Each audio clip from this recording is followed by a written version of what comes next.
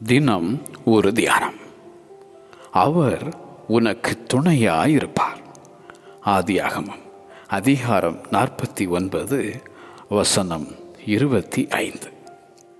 கர்த்தாவே, பலமுள்ளவனுக்காகிலும் பலனற்றவனுக்காகிலும் உதவி செய்கிறது உமக்கு லேசான காரியம். எங்கள் தேவனாகிய கர்த்தாவே, எங்களுக்கு துணை நில்லும் என ஜெபிக்கும் அந்த ஆசா ராஜா. கர்த்தர் நமக்கு துணையும் நமக்கு கேடகமும் ஆனவர். தேவரீர் என் துணையும் என்னை விடுவிக்கிறவருமாயிருக்கிறீர் என பாடும் சங்கீதக்காரனாகிய தாவீது. தேவன் நமக்கு அடைக்கலமும் பலனும் ஆபத்து காலத்தில் அனுகூலமான துணையுமானவர்.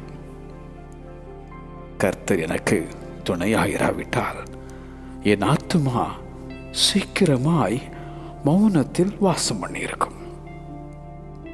பயப்படாதே, நான் உனக்கு துணை நிற்கிறேன் என உரைக்கும் தேவன். சிங்கத்தின் வாயிலிருந்து நான் ரட்சிக்கப்பட்டேன்.